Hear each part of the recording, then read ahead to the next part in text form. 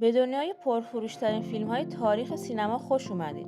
تو این ویدیو شما را به سفری هیجان انگیز در دنیای سینما دعوت می‌کنیم. جایی که فیلم‌ها با قدرت خودشون رکوردهای فروش رو شکستن و نام‌هایی چون طوفان تو صنعت سینما به حساب میان. پس برای لذت بردن از هیجان و هیپنوتیزم سینما همراه ما باشید. این فیلم ابرقهرمانی دنباله فیلم‌های مرد آهنی 1 و 2 و هفتمین فیلم در دنیای سینمایی مارول. در این پربازدیدترین فیلم جهان تونی استارک رو می‌بینیم که با اتفاقات پس از وقایع فیلم انتقامجویان دست و پنجه نرم می‌کنه.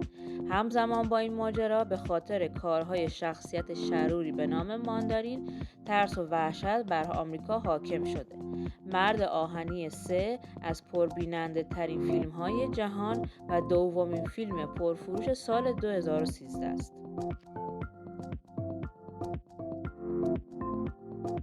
سرنوشت خشمگین یا سریع و خشن 8 یکی دیگه از پرفروشترین فیلم های جهانه.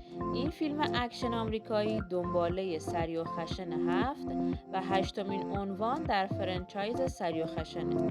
تو این فیلم میبینیم که دام به یک تبهکار میپیونده و در مقابل تیمش قرار میگیره. در چنین شرایطی سایر اعضای تیم سراغ دام میرن تا نقشه های این تبهکار رو نقشه برآب کنن. فیلم سرنوشت خشمگین یکی از عناوین فهرست پرفروشترین فیلم جهان و سومین فیلم پرفروش سال 2017 است. یکی دیگه از پرفروشترین فیلم‌های جهان فیلم لایو اکشن فانتزی عاشقانه دیو و دلبره که بازسازی انیمیشنی به همین نام محصول سال 1991. فیلم دیو و دلبر با بودجه 255 میلیون دلاریش یکی از پرخرج‌ترین فیلم‌های سینمایی هم محسوب میشه. با فروش بیشتر از 1.2 میلیارد دلار، فیلم لایو اکشن دیو و دلبر پرفروش‌ترین فیلم لایو اکشن موزیکال، دومین فیلم پرفروش سال 2017 و 18مین فیلم پرفروش جهانه. فیلم دنیای ژوراسیک سقوط پادشاهی یکی دیگه از پربیننده ترین فیلم های تاریخ سینما محسوب میشه که تو ژانر اکشن و علمی تخیلی ساخته شده. این فیلم در ادامه فیلم دنیای ژوراسیک محصول سال 2015 تولید شده و دومین قسمت از سگانه دنیای ژوراسیک و پنجمین قسمت از فرانچایز پارک ژوراسیکه. این عنوان سومین فیلم پرفروش سال 2018 و در حال حاضر 17مین فیلم از لیست پرفروشترین فیلم سینمایی جهانه.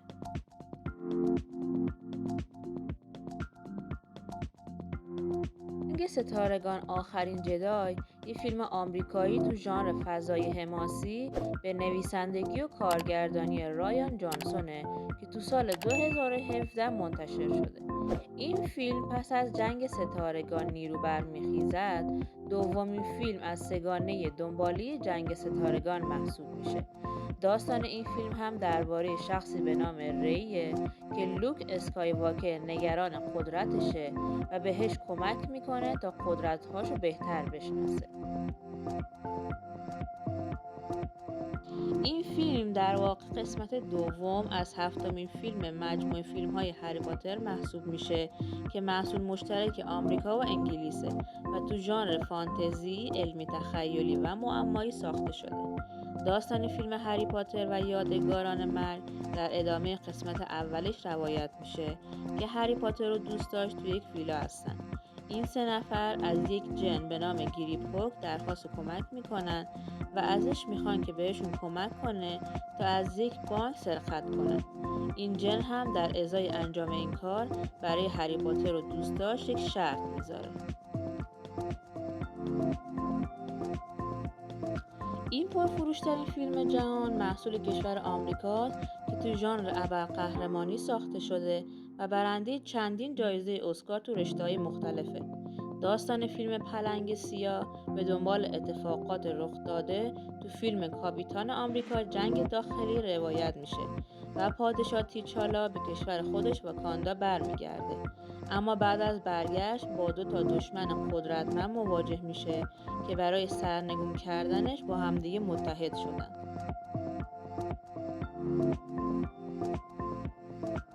فیلم انتقامجویان عصر اولتران در فهرست پرفروش‌ترین فیلم‌های دنیا قرار داره و در ادامه سری اول خودش یعنی انتقامجویان مارول ساخته شده.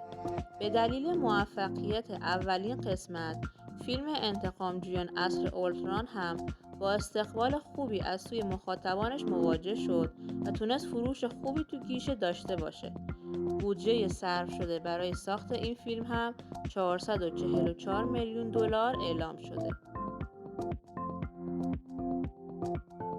یکی از پرفروش‌ترین فیلم‌های در حال اکران که به رتبه 12ام پرفروش‌ترین فیلم‌های جهان رسیده، فیلم درام اکشن تاپگان ماوریکه.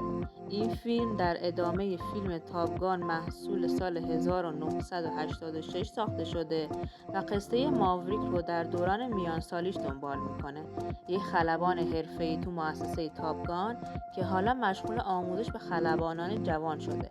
فیلم تاپگان ماوریک پرفروش‌ترین فیلم سال 2022 و همچنین پرفروش‌ترین فیلم تو کارنامه کاری تام کروزه.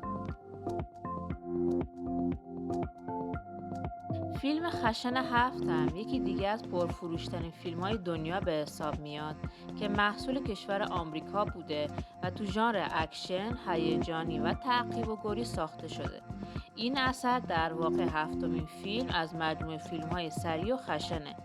بودجه صرف شده برای فیلم خشمگین 7 مبلغ 190 میلیون دلار اعلام شده. پس از این پرفروش‌ترین فیلم جهان نیز قسمت 8مش با عنوان سرنوشت خشن در سال 2017 اکران شد. اگر میخواین رتبه اول لیست رو یعنی پرفروش‌ترین فیلم جهان رو بشناسید، حتما ویدیوی بعدی ما رو ببینید.